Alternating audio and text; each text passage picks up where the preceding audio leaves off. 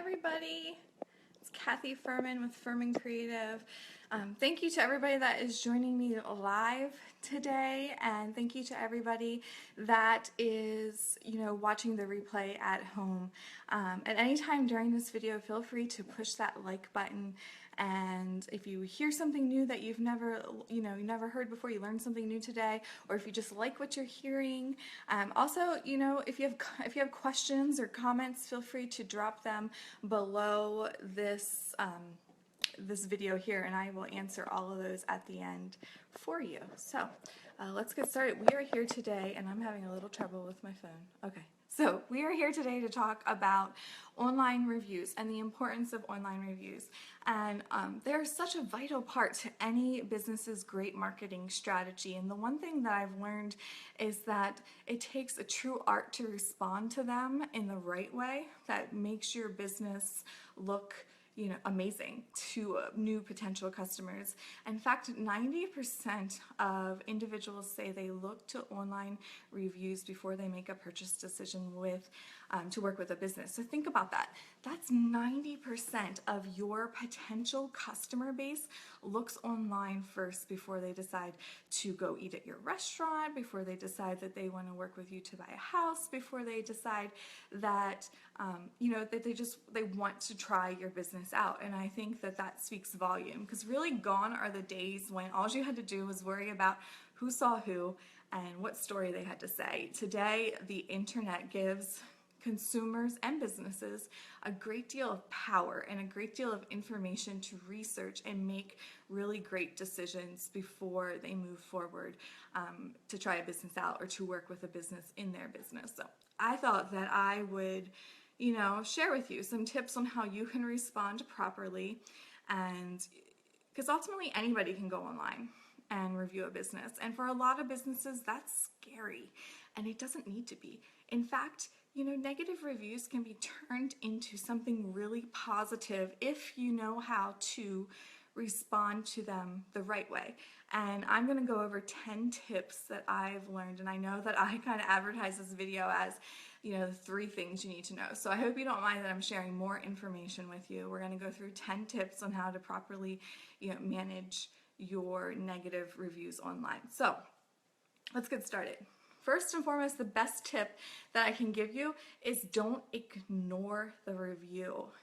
Unanswered negative reviews are more detrimental to your business than anything, really, because those potential consumers that go out there and research your business and find those negative reviews, and they don't see that you've taken the time out of your day to respond to it, think that you ultimately don't care. That you don't care about the customer experience, that you don't care about this person who didn't really leave your business happy, and you want to take the time to respond so that you show that you care. My second tip is don't delete it. I know there are some social media sites that people can go on, they can review you, and you can remove those reviews, and that is just a big no-no, because that deleting of a review can cause you a lot of backlash later on from that customer that left that review. So you will gain a lot more respect if you leave it there and you respond the right way. All right, number 3, take a breath before you answer. As human beings, it is our first instinct to get defensive when we see that somebody doesn't like something, or we hear something negative about our business or about our team. Don't get defensive. Take a breath. Think about what you're going to say. Think about what they're trying to tell you. Are there steps that you can take to improve your customer service? Are there steps that you can take to fix it? So taking a breath and just really thinking about it and planning it first before you start typing away is so important to make sure that you don't come off as defensive or mean to those that are reading. So tip number 4, use their first name when you respond. We live in a world of relationship building, and relationships are key, and customers want to know that you know who they are. So acknowledge them by their first name, because they really will feel like you care about them. Number 5, apologize.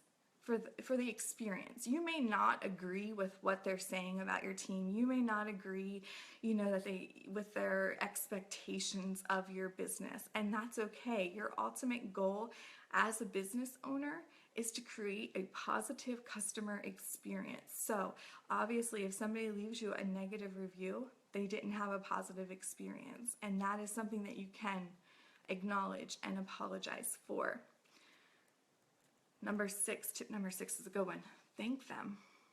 It's simple. Just say thank you for bringing this to my attention, because ultimately, as a business owner, you can't fix anything unless you know about it. And so many times customers will leave your business, they will be unhappy, they don't bring it to your attention, they just never come back. And so you can't fix it or make it better unless they talk to you. So thank those individuals that are willing to kind of step up and say, hey, this is what went wrong when I was there. Number 7, be kind.